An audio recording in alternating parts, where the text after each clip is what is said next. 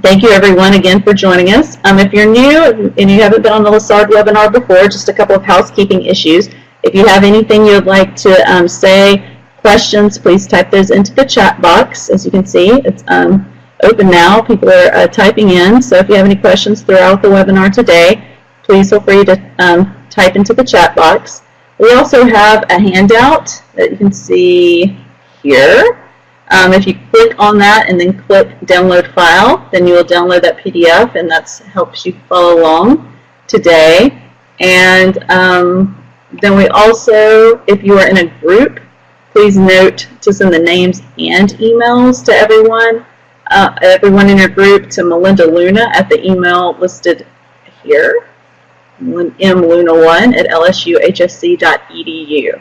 All right, and today we have a special guest speaker, Holly Pazak, who is with the TIERS team here at LSU HSC Human Development Center. So I am now going to hand things over to Holly, and I see that the volume might be loud, so we'll see what Holly's volume's like, and then we can adjust. Holly? Hi everyone, thanks Julie. Yes, please let me know if I am too loud or not loud enough. I've had to adjust the volume in here a little bit. So as always, please use the chat box and let me know if I need to adjust anything. Hi everyone, and happy Friday Eve.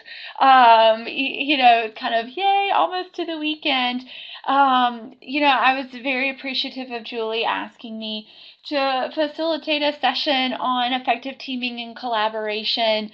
And I saw from the upcoming event slide that was on the screen when we first began that you have a co-planning webinar coming up that you'll have the opportunity to attend, and collaboration and effective teaming are critical to that process. They dovetail, so maybe you know, you can take this and put it forth to the next one. So I appreciate your time that you're giving us today, and hopefully we can have a helpful and informational session. So like Julie said, my name is Holly Pazak.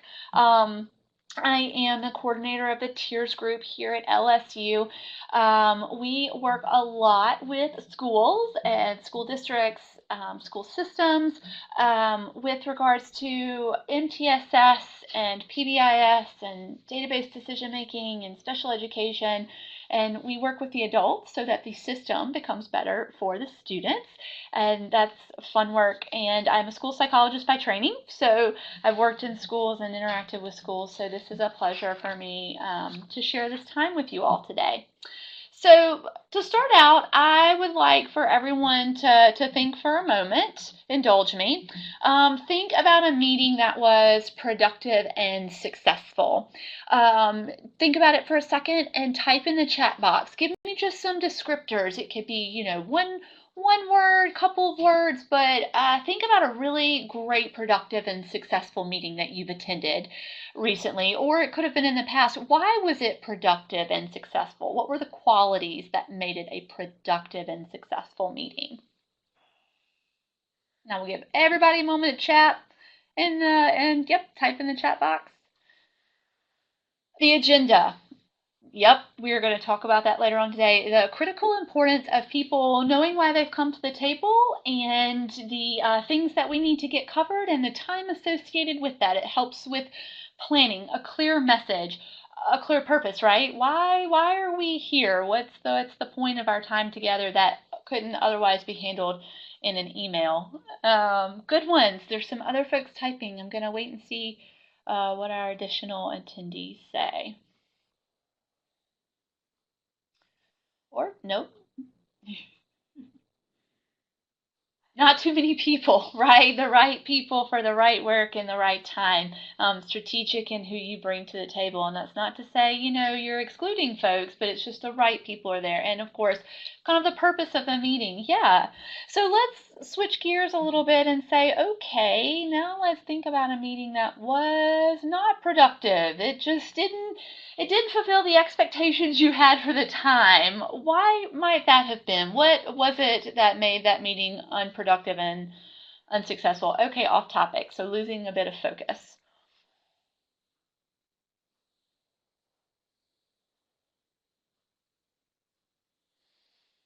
while everyone else is typing. Oh, the speaker could not control the crowd. So yeah, kind of easily off topic by other team members. So we're getting into some other behaviors that could be kind of, annoying to us. It's not exactly kind of the best interactions that we could have. Communication's not very purposeful. The reason why we were brought here is not the reasons we're discussing.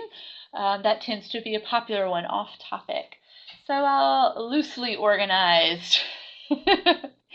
And I'll let this last person finish, and then we'll move on. So when we think about meetings or opportunities where we have to interact with our team that we're productive and successful, there are some things that are really salient about those. It's purposeful, the right people. There's a good use of your time, so to speak. And then for the unproductive pieces, it's did we accomplish what we needed to accomplish in the time that we had?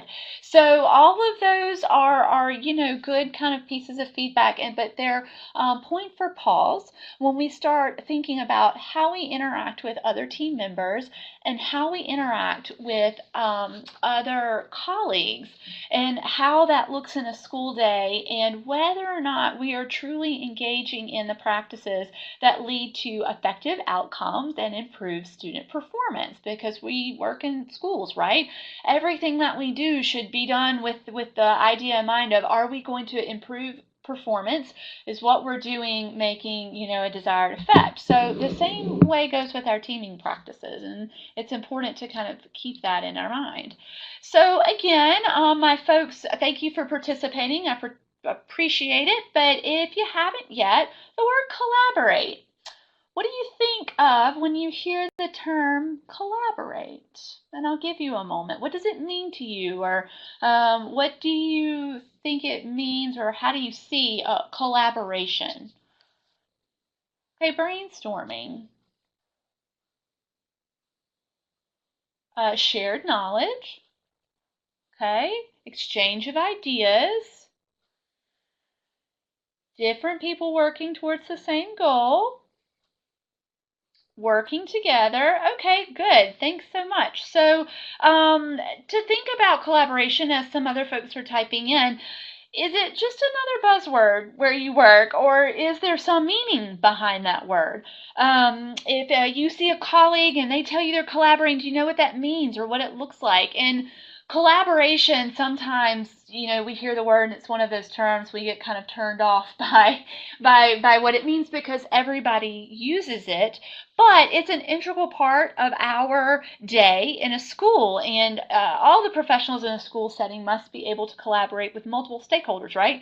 Other educators, our colleagues, administrators, their service providers, parents, even students. Expanding and increasingly complex responsibilities that we have. We all wear many hats, but the more our responsibilities expand and the more hats that we're given to wear, it becomes even more so important that we know what collaboration means, and we know where it occurs, and that it's informal and formal, and it is a common thread in lots of initiatives in your school, such as MTSS, PBIS, differentiation of instruction, UDL, principles, meeting standards. All of those type things have a thread that goes through the middle, and it is collaboration. So looking back in our chat box, when I ask you, what are your thoughts about collaboration? I see brainstorming, sharing knowledge, exchange of ideas, working together, a think, pair, share. That's kind of an action item too. But for our purposes today, this is how I want you to think about collaboration. A style for direct interaction between at least two co-equal parties voluntarily engaged in a shared decision-making framework as they work together towards a common goal. So everything that y'all gave me in the chat box, they were action items, right? But what I really want y'all to think about for our time together is the fact that it is a style. It is a behavior. It is a way of doing business. It becomes part of our routine and how we purposefully interact with others. It's not always the action items. Yes, they could be elements of collaboration, but collaboration of itself is a style with interaction between co-equal parties engaged in common decision making and a shared goal. And there's been a review of at least 23 studies spanning a little over a decade that looks at collaborative relationships and that they were essential for school improvement along with quality teaching and learning, effective leadership, and support for system-wide improvement. So collaboration and the action of and the style of collaboration and inserting it into our school day is an evidence-based practice when you think about it in that regard. So it is a quality evidence-based practice that we can be more purposeful in implementing with our teams. Notice that collaboration can only occur when people are engaged in a specific process, task, or activity. It conveys how the activity is occurring or the nature of which the interpersonal relationship is occurring during the interaction and the ways that the individuals are communicating with one another. And if you're so interested as we go through this, there's a lovely resource called Interactions by Friend and Cook, and it's a great resource. It's a practitioner friendly resource that gives you all these different things around collaboration. So now that we know what the definition is and we know it's a style that leads to kind of actions that are collaborative in nature, here are the critical characteristics of what collaboration looks like. So there's voluntary participation, and I kind of giggle at that because it's not that, sometimes we are voluntold to be part of teams, right? But just because we are forced to be there doesn't mean that we don't have to not participate in the activities that are going on. So voluntary participation, it's not possible to force people to work together and use a particular style in their interactions, but you being a part of the physical space and of the team, you willing to participate in the activities that are going on, that is voluntary participation.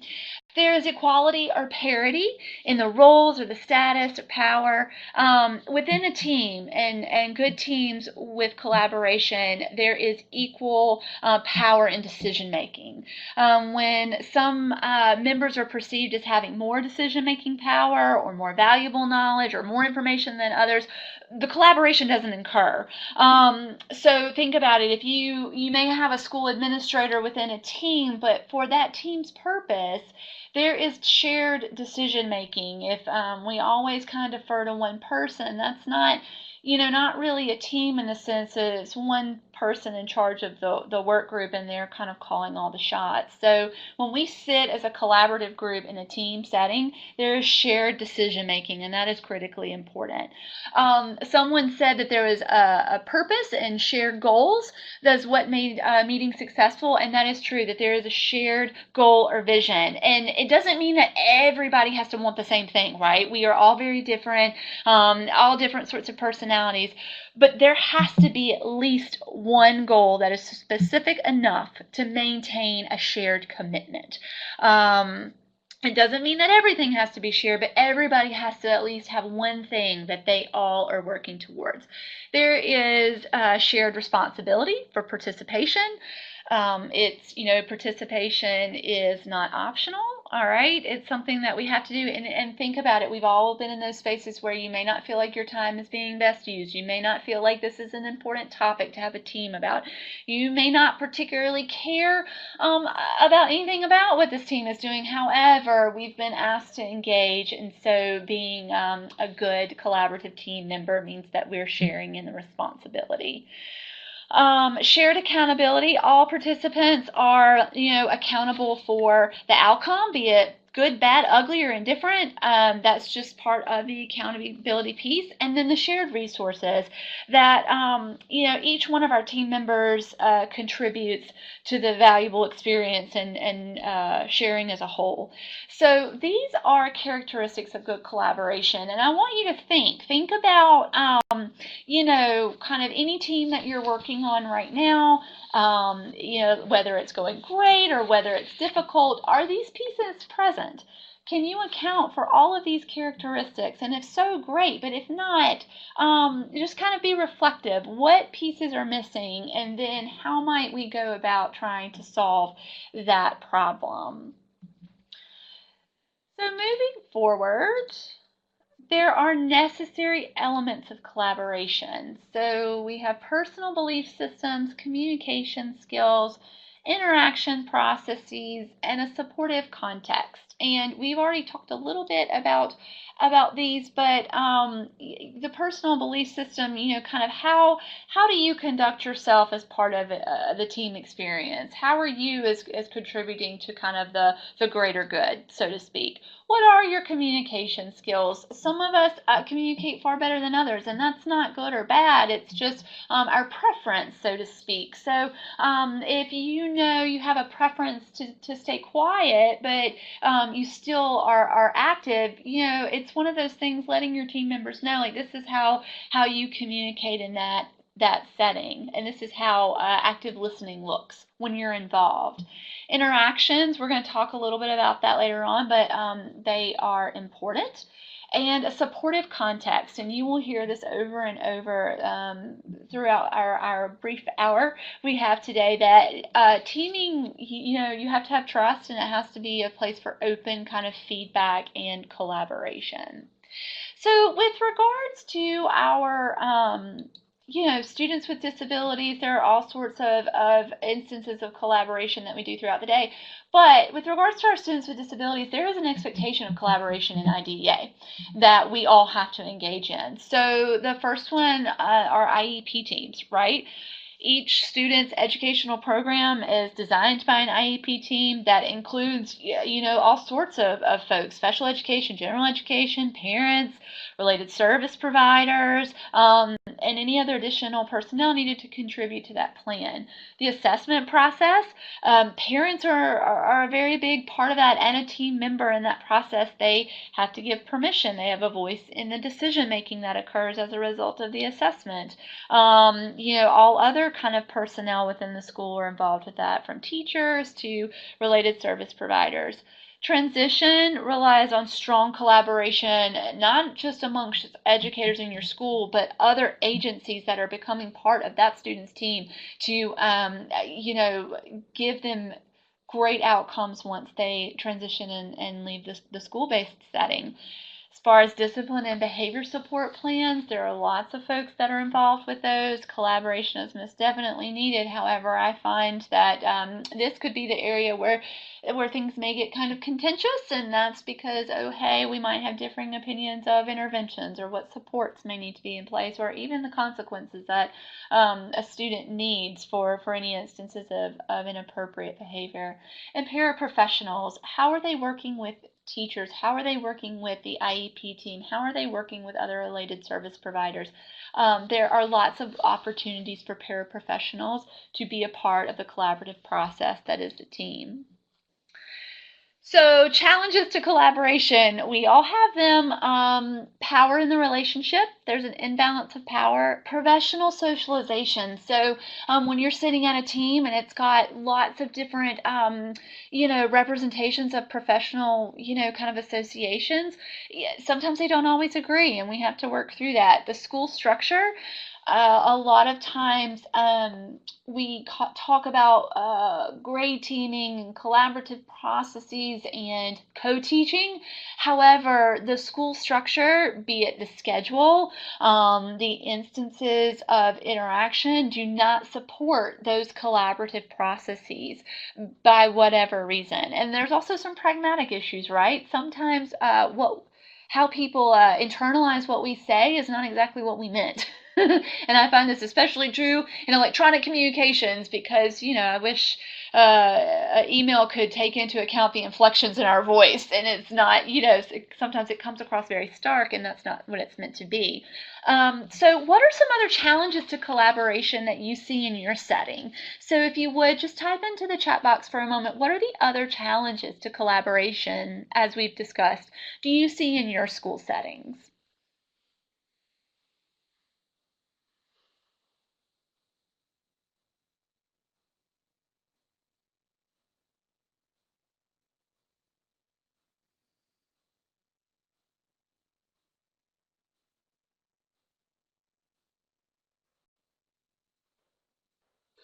Okay, scheduling. They don't see your child as you see them. Yes, I had a personal experience with that today. I have an almost 4-year-old, and we're learning some social skills and appropriate interactions with students. So, and I had a meeting with teachers today, and sometimes you have to work really hard at knowing you have a shared goal. In the end, it's just how we get there could be problematic. So consistency, lack of teamwork, so lack of that kind of cohesion, maybe being unprepared, so you see this as someone who doesn't really feel like this is important. um, Getting appropriate personnel available at the same time. So a scheduling piece. Yes, scheduling, I find that in my experience, scheduling is one of the biggest challenges or hurdles to collaboration. And that it could be easily remedied, but it takes a lot of people collaborating in the same room to get on the same page. So thanks everyone for your input. So as we're going forward, what's the rationale for a team approach? I mean, obviously we've learned since we were young, a team effort, there's more power in numbers, it's not just I all the time, and there's a reason for that. Although sometimes, if you're like me, in full disclosure, sometimes I think that, okay, I'll just do it all myself because I know it will get done and I know it will be, appropriate. But that we can't all function like that. We get burned out, we get stressed. So there is a rationale for a team approach. And especially in the school setting, people bring different information about the student or the students or the school setting or the context in which you're finding yourself having the discussion. They also bring data from different perspectives, and all of those data are important to make a decision, and it gives a more holistic view of the situation, of the student, of the groups of students. It's critically important. The consensus of a team is powerful. It's shared decision making. You can feel confident that other people know the ins and outs and maybe the difficulties that are there, and the consensus of a team and how to go forward. It feels really good to have other people kind of in your corner. It creates buy-in for implementing a program. So when I worked as a school psychologist in the school setting and I had caseloads and kids with IEPs and kids on behavior intervention plans, I never went to the table with a behavior intervention and just said, oh, hey, this is what we need to do. I came to the table and said, based on the data we have, here are a couple of options. What would work best in your classroom? What works best for the mentor that's going to be a part of this check-in, check-out? Who do we think amongst our team is going to be the best at implementing this? That goes a long way with people, and it creates buy-in for what we're trying to accomplish. And the last one, I hate to throw out like, oh, hey, it's required, but when you're talking about a kid with a disability, it is required by IDEA. You have to have a team approach. Just because it's required does not mean it has to be perfunctory. It doesn't mean that we're not purposeful in our collaboration and our time together. So, there are some characteristics of effective school teams. And like I said, be reflective. Think about teams that you serve on, or teams that you have served on, or teams that you don't want to be a part of. There are some characteristics of effective school teams to keep in mind, and kind of do an internal checklist of yourself or the team that you're on. Do you have these characteristics? There is a purpose. Several of you guys listed, the purpose, why we're there, staying on topic. A good team knows why it exists, and there is an clearly articulated goal or purpose. So think about this. It's not enough to say we're the 6th grade team of teachers. That's what simply defines us, right? So an IEP team just defines who you are and why you're sitting at the table, or behavior support team or TST or whatever you want to call it. That's not why you exist. The purpose for being a team may be we come together as a team to support each other, learn from each other, and identify ways we can better meet the needs of our sixth grade students. We are a team because we are sitting at a table to appropriately identify the antecedent supports and behavior intervention that will increase the likelihood that this student is successful in this setting and thereby successful later on in life. That's your purpose. That's why you exist. So it doesn't really matter kind of purpose, mission, vision, whatever. What matters is that it's not just another meeting. It's relevant and it's meaningful and it's clear. Also, a good team creates a space for learning. There are many reasons why those of us working in a school might gather in a team. All those reasons, though, should contain opportunities for learning with and from each other. We're a curious bunch by nature, right? We ask questions, we want to learn, we're seeking to do different things in our classroom that help our students access that curriculum or access those activities that will increase the likelihood that they're successful in different settings. We like to learn. So an effective team is a space for learning. We can make mistakes, you can take risks, you can ask questions. There are no bad questions, but that is a safe space for learning. There is healthy conflict. We're going to talk in a little bit about the good things or the benefits that come from conflict. Conflict is inevitable.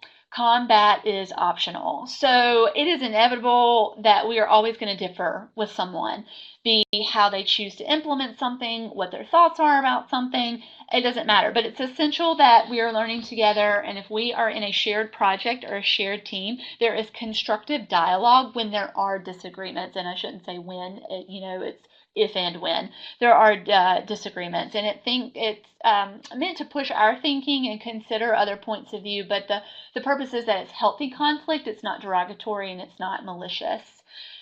Members of a good team trust one another. It means when there is the conflict, it's managed. People know each other, they listen to each other. There's agreements about how we conduct ourselves within that teaming time and how we monitor kind of those agreements of how we've agreed to conduct ourselves. There should be a facilitator or someone who ensures that it's a safe space and it monitors those kind of interactions. And for there to be trust, there needs to be equitable participation among those members in that shared decision making. A good team has a facilitator, a leader, or shared leaders. This does not always have to be the person who is in a leadership position otherwise. Actually, if you're wanting to build capacity and really kind of increase the skill set in your staff and your educators and your team and your colleagues at your school, there needs to be a rotation of people who kind of lead and steer the ship. It ensures that there's a purposeful intentionality and planning and a facilitation for the team and for everyone to be a part of that team. So I'm going to give you a moment to think, be reflective. Characteristics of effective school teams with purpose, space for learning, healthy conflict, trust, leadership. Do you see these things in the teams that you serve on? And if you do, great. But if not, what are ways that we can, kind of reflect on that and build on our skill set? So we've talked about collaboration. We've talked about characteristics, critical components, characteristics of the teaming process that makes them effective. Now let's get more towards effective teamwork. So when we're in those meetings where, we're not really sure of the purpose, there's not an agenda, we haven't managed expectations, everybody's kind of off task, what are the things that we can consider to help guide how we then change our ways for interacting in that team? So here's a team checklist, and these are easily translated into kind of action items that you can do within your team setting. So members are committed to their work. How is that reflected? And then when it is evidence that the members are committed to their work, how are we, providing appropriate reinforcement and feedback? And that sounds really kind of technical, but really it's like Thanks. I appreciate you getting those data tables out. I really appreciate that you have compiled all of our minutes together and given our action items and followed up. It's great that we have 3 people wanting to volunteer to do this task. Members are committed to their work, and if we have kind of recognition of kind of ways that they have shown that they're committed to their work, it increases the likelihood that all members can be committed to that work. The team understands its purpose. You've seen this time and time again. And how many times have you sat in a meeting where you're like, why are we here? Understanding its purpose. I've sat on teams where we review our purpose and our norms every time we meet, even if it's a team that met every single week. Reviewing them, talking about them. It's just like when we teach behavior to our students, right? If you have a skill deficit, I need to teach and teach and teach. The same way goes with the team. Sometimes you have magic, right? And a group of people come together and, oh, hey, it's great, it works. But more often than not, we have to work toward it. So what is our purpose? There are differentiated roles and responsibilities. How many of y'all have sat in a setting where you do all the things? You're the note taker and you get all of the action items out, and you're the one who's going behind and checking in with folks. You do all the things. You know, sometimes that's good. Sometimes it may be necessary, especially if you know our team is struggling, but that is not how a team sustains itself. There has to be, and there may be some difficult conversations around roles and responsibilities and who's doing what and when they should be doing it. And there's also a lovely book called Difficult Conversations that is a great resource for anyone to have, especially in a school setting. But it's important to have those, and it's important that the work is shared and that everybody knows what it is that they need to be doing. Regular information sharing, feel free, like type in if you want, but share your woes with some of this regular information sharing and differentiated roles and responsibilities. But, it's how many times when we don't have something that we need, or we come to the meeting and someone forgot to bring this data or this, that, or the other, and we're all shuffling through papers trying to understand a sense of what it is we're supposed to be talking about, and it just is not, it does not produce the outcomes that we want it to. So regular information sharing is a routine, and that you have to set up and you have to make conducive to the team to use it. So do we have a Google Drive? Do we have a shared drive within our school setting? Do we have a Dropbox? What do we have that enables us to see the information that we need to make decisions in a timely manner? Recognition of effort required and level of productivity. Sometimes the work you do is hard, and that needs to be very clear when you start, and that sometimes you will have to have more productivity required than others.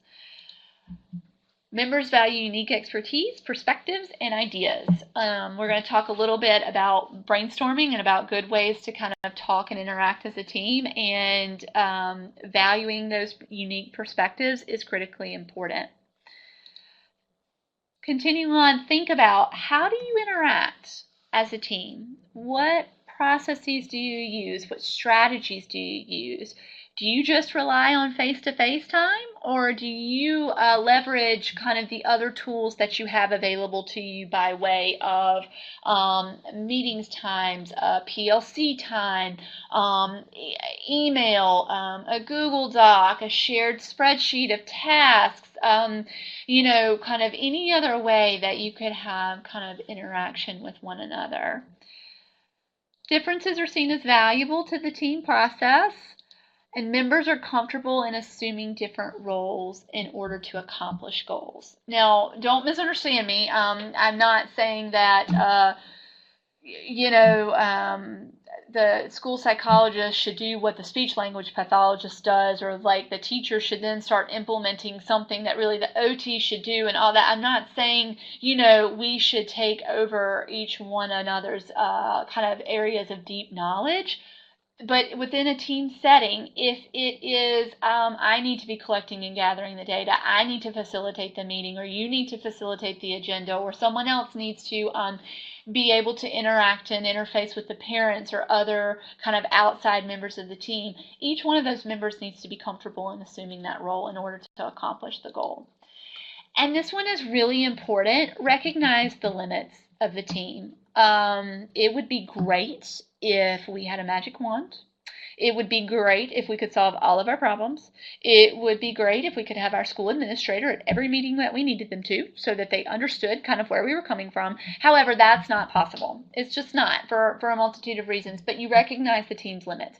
And when you recognize a limit, what are the ways that you will problem solve around reaching that goal and asking for assistance?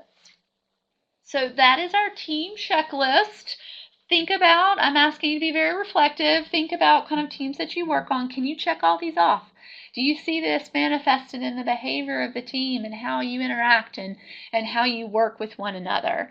If not, then let's pick one. Be purposeful about what you're trying to increase. You can't, fix all the things at once. We like to say Rome wasn't built in a day. Neither is a team or any other kind of new initiative or venture. It takes time and it takes purposeful consideration. So team roles and responsibilities. And the reason why we kind of focus on this and work on this is that when you go into a setting and everyone doesn't have an active role or a purpose for their spot in that chair, what tends to happen, and I'll self-disclose, sometimes you can get real off task, right? You told everybody at your other school that you had to be out for this team meeting, but you're just popular and everybody likes you, so all the notifications on your phone are going off that this student's looking for you or this person needs you. So if you don't have a role or a specific responsibility, you tend to get off task, right? And you tend not to contribute in a meaningful way to the team. So these are by no means exhaustive, but as myself and my colleague Jennifer have worked with a multitude of teams from the school setting all the way to a state Department of Education level, these are really kind of the roles and then subsequent responsibilities that we see as purposeful and productive. So of course you have to have a team leader. You need a recorder, a timekeeper, a data specialist, if you will, and a focus monitor, and also engaged participants. So your team leader, notice underneath it says unobtrusive leadership. You're facilitating, you're setting the agenda, you're reminding of the norms for effective meetings, you're listening, you're asking the right questions, meaning you're asking questions that are purposeful to the outcome of those agenda objectives. You are reinforcing member roles and you are, facilitating reflection on process and progress. And I'm sure there are many other kind of things that you have in mind of what a team leader should do. But just keep in mind that these are some of the things that should be going on if you assume the role as a team leader. The recorder, it's for documentation and memory. You're taking accurate minutes. You are distributing those things to team leaders, colleagues, administrators. You are the keeper of the action items, right? So if somebody says, oh, hey, we're going to do this, who volunteers to do it? Cool. Because what happens when we just assume that somebody else is doing something? No one is doing it. No one is doing it. And that's not purposeful. It's just like, oh yeah, that person said they might could do it, so I bet they did it. No, that's the whole point of having a recorder. You are sending out those action items and ensuring that they get done by the time of the next meeting. The timekeeper, you're watching the clock. You are follow the time frames that are allocated on that agenda. You're informing the group of time frames during that dialogue. I am that person. I am very type A that when I'm in a meeting and I have an agenda and we have, oh, hey, this should last 5 minutes, I am the one that out beside it makes a note of how long it actually lasted. So instead of 5 minutes, oh wait, it took 9 minutes. Maybe I need to recalibrate my agenda for next time so that I manage expectations. That's just a kind of a life hack that I've picked up along the way. Because always we get this. Today's 9 o'clock staff meeting will begin promptly at 9:24 with only 4 of the 12 people who accepted the calendar invite. This is a real life frustration, but there are ways such as sending out the agenda, reminders, who's doing the action items that we can mitigate some of that. Your data guru, data-informed, data-wise, gathers all the data that the team needs, creates those tables, charts, and graphs, shares that with team members. This person is important. There should be no one person that holds all the data. but there can be one person who facilitates the compilation of all that data that is needed for that team. This is my favorite, the focus monitor. Staying focused, and this needs to be a person, choose wisely, somebody that everybody, is like, oh, hey, I'm not offended if I'm redirected, and then somebody who's very comfortable saying, hey, guys, we are only on task 2 out of 5, and we're 40 minutes through our hour time frame. So let's focus back on the purpose at hand. Around here, we like to say, venting sometimes is necessary, but problem admiration within a meeting gets nothing accomplished. And problem admiration is, just like, oh, this is, we have this problem, it's this behavior, it's this one person, it's whatever, and you keep talking about the problem with no actionable item associated with it.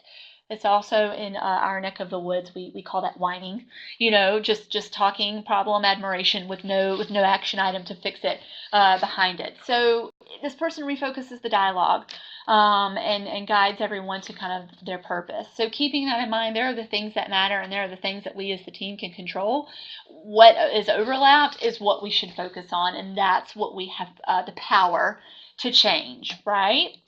So, as always, engaged participants are critically important. If you don't have an active role, you still have responsibilities, and you have this role.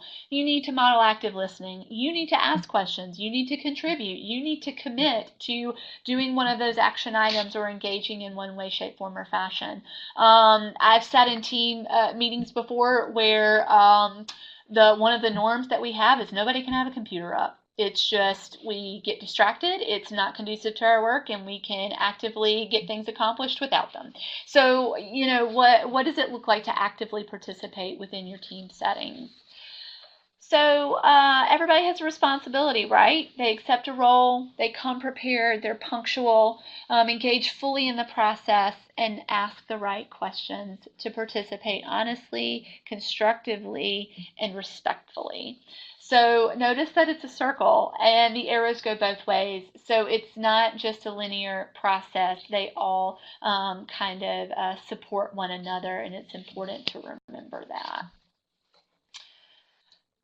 So it's about the conversations. That's why we have a team, to converse with one another and kind of keeping in mind our brainstorming guidelines. There's no such thing as a bad idea. The quantity of ideas is more important at the quality at that point in time. If you're trying to solve a problem, quality comes later. There's no criticism. We want to think outside the box, and everyone should have the opportunity to participate. For your team norms, y'all have team norms just as a consideration. Keep these in mind. They are guidelines for group behavior, so it's something that everyone should be able to engage in. They should be posted during your meetings, or like one school that we work with, in every meeting that they have, their group norms are posted at the top of their agenda. So everyone has an agenda, everyone has a way to take notes, but those norms are at the top. They go over them in the beginning, and they close the meeting with those norms, and they check off, did we meet this norm or did we not? And it's a very quality reflective process, and are we engaging in the actions that we need to? They should be reviewed frequently, enforced by group members, and revised as necessary or needed. All right, so we have about 15 minutes left. We're going to go through our kind of last 2 sections. We're going to talk about solving the puzzles for effective meetings, and then just a little bit on conflict, and we will be done for the day. So y'all are doing great, just a little bit longer, but as we talk about effective meetings, there are some critical pieces to the puzzle that you should consider prior to engaging in a meeting. So we have collaboration, we have our team, we have our correct characteristics for effective teaming, we have kind of our roles and responsibilities when we come to the meeting, but now we need to be purposeful about how to make the time we have together more effective. So obviously, we start with preparation. If you have family members that are a part of this team, you need to enable their participation. You need to provide advanced information to everyone on the team. If need be, if this is like an IEP meeting type setting, you may have to convene a pre-meeting with staff to make sure everybody is on the correct page. And not saying everybody has to agree, just just everybody knows the pieces of data that they need to bring, the topics that they're going to be discussed. And oh hey, if there are any action items from the prior meeting, you need to complete those, especially if you volunteer to take on some of those pieces. For the structure of the meeting, we've already talked about roles and responsibilities, but it bears reinforcing here: a facilitator and a recorder, providing that agenda. There were a couple of people that said, like, oh, hey, an agenda is really important. It goes a long way. Always have one, and it doesn't mean you're married to it. Like, you can't be so stringent that we went over about 30 seconds. No, meet the need, but everyone needs to know what is going to be discussed in that setting. And consider your physical space and proximity. Especially maybe if you have team members who don't really want to engage, or you're not so, keen on them either. Mix it up a bit. Be purposeful about where you sit and how you engage with others. For communication, this is so critically important. Model active listening and participation. How many times, and like I said, I won't ask you to raise your hand, but how many times have you been sitting in a meeting and your thought is, oh, that person is just playing on their phone, they're not paying attention, this is a really critical conversation we're having, and I don't feel like, they're vested in it. So even if our inclination is not to always talk in a meeting, or if we're not, maybe sometimes we're not comfortable to talk, at least model active listening. So you are looking at the speaker, you're taking notes, body language, nonverbals also can communicate that you are taking part in an active listening kind of piece. Speaking clearly, minimize jargon. We all use jargon. We all come from different spaces, but just making sure that everyone understands our intent of what we're saying. This is critically important, and it's hard to do, but practice rational detachment. When we come to the team table, you may or may not know what other people are bringing with them. And when I say that, they may have had a particularly crappy day. They may have had a sick child. They may have worked really hard on something and they didn't feel like, people kind of thought it was purposeful. Know that when people come to the table, they're bringing all sorts of things. Just like our students, when they come to school and they misbehave, it may be that they're bringing all sorts of things with them. So practicing rational detachment and not taking things personally, and maybe practicing saying, Yvonne said, yep, totally agree. It's hard, but we need to do it. Let me take a deep breath for a moment and go, okay, it's not about me. It may have been a bad day. So I hear, what you're saying. Let me see if I understand. And Eric said, yep, jargon is something we forget about, the school speak versus the professional speak versus the family speak. I like that, Eric. I may borrow that. It's different languages. And so we kind of have to think, okay, who am I trying to communicate to? What's the purpose of our meeting here? Who is my audience? And so communication is so, so very critical. And allowing speaking time for all. And going back to kind of our family piece, it's not enough sometimes to say, oh, hey, chime in if you need anything, or do you have any questions? Depending upon the family, they may not feel empowered to speak up. So looking at them and saying, okay, about this one piece, do you have any concerns about X? Do you have any questions about Y? Do you have anything that you want to add to conversation A? Asking those purposeful questions allows for engagement, and it communicates, purposeful intent.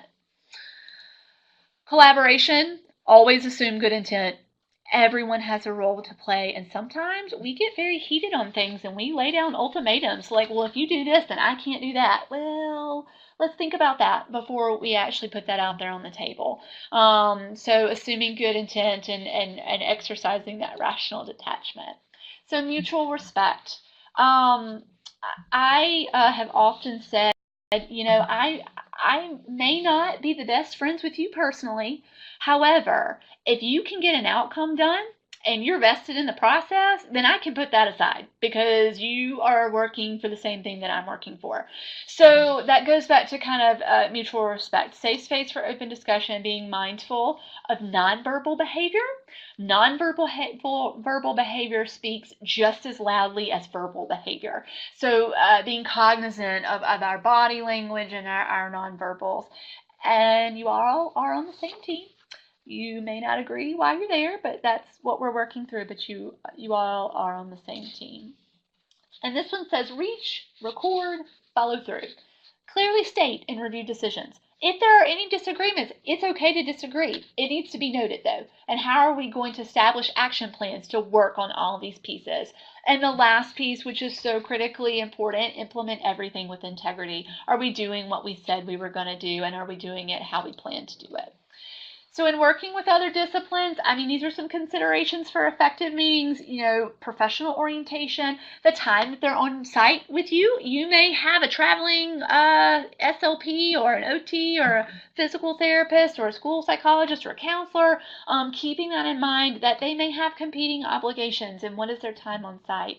Working with other teachers, there are role-specific pressures, especially, if it's general education versus special education versus paraprofessionals. There are kind of pieces of ownership and control with all of that, and so we need to be mindful. So while we're mindful of all those things, we're going to the last little bit, managing relationships during the stages of team development, and understanding that you need to be the model for valuing the other point of view. This is very hard, especially in this day and time. I feel like no one wants to be the good model for valuing the other point of view. But there is inherent organizational value of that. We are not all the same. We're not little, gingerbread cookies with our little like white dots and smiley faces. We are different, and there is value in differences.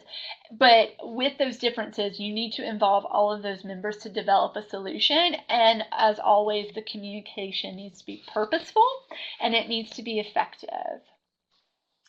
So with regards to conflict, this is a very fancy definition, right? A struggle that occurs when individuals, interdependent with others, perceive that those others are interfering with their goal attainment. All that to say is, I want something, you want something else, and I perceive you as problematic because you're not letting me get what I want. That's a very kind of simple, straightforward kind of definition of conflict. And so when I don't get what I want, then there's some kind of tension there. And so how do we solve that? There are positive aspects to conflict. The subsequent decisions are often very high quality. There is a sense of ownership in that decision, and the reason why they're high quality and there's some ownership in that is that, think about it, if you are trying to help someone else understand your point of view, you have to become very clear and give very explicit examples and support your argument in a way that makes it meaningful to that person. So it sharpens your thinking. Your communication becomes clearer when there's conflict in the middle of our teaming. It facilitates better interactions. It really does. It may not seem it, but it does, and it can make it easier to address future conflict because it's like that kind of, that seal has already been broken. We have already pushed through to the other side. We have done it. It's uncomfortable, but now we know how to handle it subsequently. And always, there are multitudes of ways that conflict arises. Individuals with different goals, individuals with the same goals, but not everybody can access that, an imbalance of power. And then just take a moment in the chat box while we're coming to the conclusion of our time together, but take a moment in the chat box. What are some other causes for conflict that you have in your setting that it may be, often causes of conflicts? It may just be one in particular that you find you see most often just within your own practice, but take a moment. What are some other causes of conflict that you see where you work and where you engage in teams?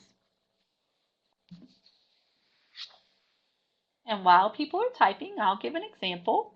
This was a couple of years, several years ago when I first came to New Orleans, and I was working as a school psychology intern, and I had another related service provider that worked at the same school, and we differed in how to support a particular group of students with disability, with emotional disturbance, and differed in the service provisions, differed in the goals that needed to be shared, and it caused big conflict because we both perceived that one another was interfering with us getting our job done. So it was a very hard year in that school, and I had a lot of good supervision around, okay, what do we need to do? How can we think creatively? How can we seem like we're getting at the same goal, but really kind of we're working through some other pieces, and it was hard. So some of the ones that you guys listed were communication breakdowns, people unwilling to think outside the box. Yes, and sometimes that can be really disheartening, right? It's like, okay, we have a problem. We've tried X, Y, and Z. Now we need to think about something else. What is it that we can think about? And people are not willing to kind of think further. And it could be for a host of reasons. It may be the source of that conflict is really fear on their part of what will change. We don't like change, and so when we have to do it, it kind of causes all sorts of tension and conflict. Misunderstandings, those are really easy to correct sometimes. I am always, kind of like, oh, hey, I am really sorry if you took it that way. That was not the intent. Tell me how I can help. Not looking out for our students' best interest, but rather is what is routine or maybe safe for us. Um, and I like the example. I've been teaching this way for 30 years. I had a teacher one time, my colleague Jennifer and I went to a school and working with kids with behavioral difficulties, and she said, I have been teaching for 50 years. And I was like, wow, you are stoic. You have stood the test of time. But she said, my job is to teach. Their job is to learn.